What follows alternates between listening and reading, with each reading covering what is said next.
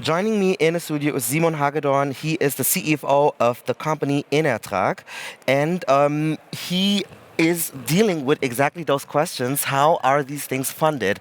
I want to welcome you to the studio and directly ask you, what are the main challenges and opportunities when it comes to funding these transitions within energy, especially in Europe, and especially with your experience of ENERTRAG?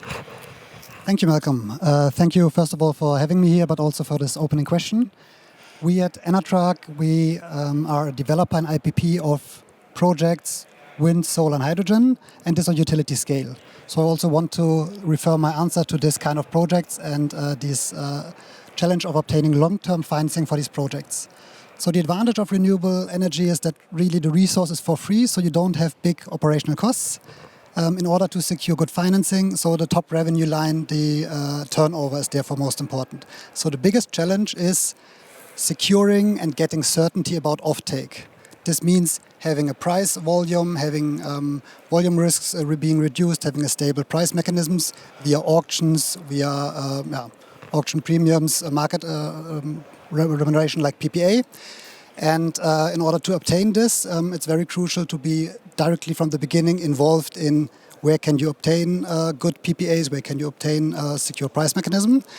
And when you look a little bit outside of Europe as well, there are other components which are added to this, which is the country risk, which is also the currency risk, which can be added and can complicate raising financing.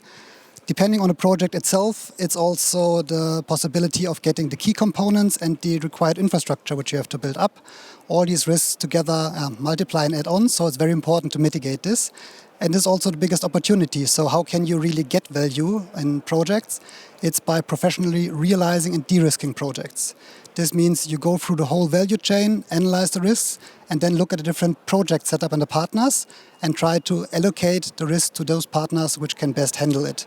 Be it the financing parties, be it contractors, and for sure also the sponsors. Well, it shows the economic background also that you've attained in the Berlin School of Economy.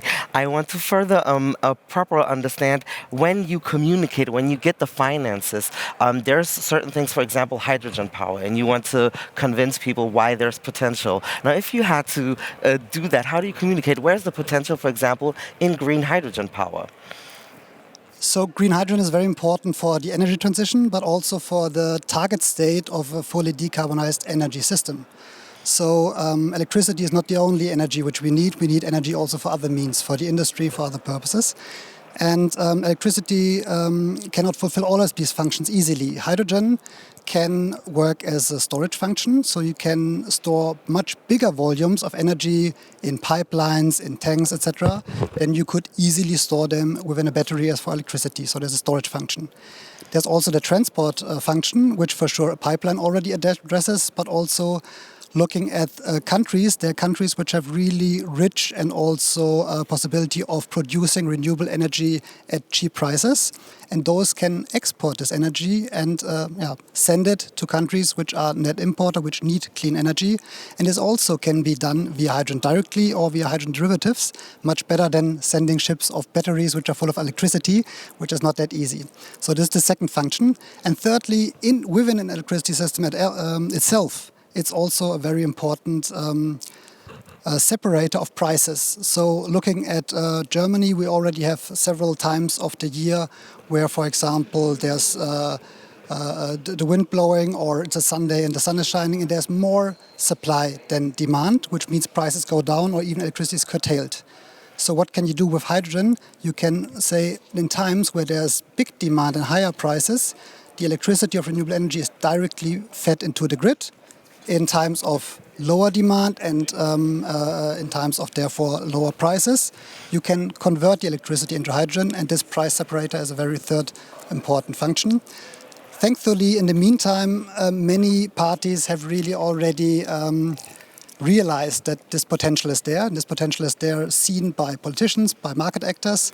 So we don't have to convince people from the beginning that we will be there, but we have to really convince people to address the first mover projects, support them, and at the same time address how to set up the market and for the following up and the scale-up projects, a lower market-based remuneration. I want to briefly give you an opportunity to quickly also formulate how, when you mentioned the politicians, when governments change, when there's different elections, the laws change or some perspectives change, how do you mitigate risks when it comes to investing when these things cannot be certain? Yeah, it's a very, very good question, also difficult task. So we differentiate at ENERTRAG between, let's say, three different kinds of valuing these investment decisions. There's the really first phase of projects where you have to believe and analyze that the market will be there. So will there be, once the project is ready, already the infrastructure in the market for hydrogen, for ammonia, for electricity export, etc. So this is a market analysis really in the beginning. And the second phase, once the project advances, but it's not yet ready to build, it's also in a development phase. The second phase is you analyze these projects and look at them on a relative valuation. So compare your project compared to projects within your portfolio, but also in the other market, and for example, compare what is the levelized cost of electricity or of hydrogen of this project compared to the other projects. You cannot yet tell at this stage if the market will be there, but you see, okay, there's the demand, and as long as your project is well situated within this portfolio, you will have the offtake. And the more you advance, the third stage is then you can make an absolute valuation. So what is the project value per megawatt? In order to address the second part of your question, so how do you also cope and address with this? It's very important to be at the level of always the biggest and newest information of regulatory changes, regulatory environment.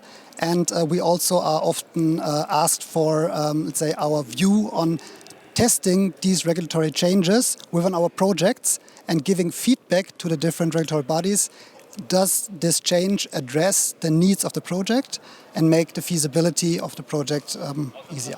Lots of planning and looking ahead is necessary, says Simon Hagedorn, CFO of ENERTRAG. Thank you so very much for having been here at the Berlin Energy Transition Dialogue at the studio sessions. It has been a great pleasure.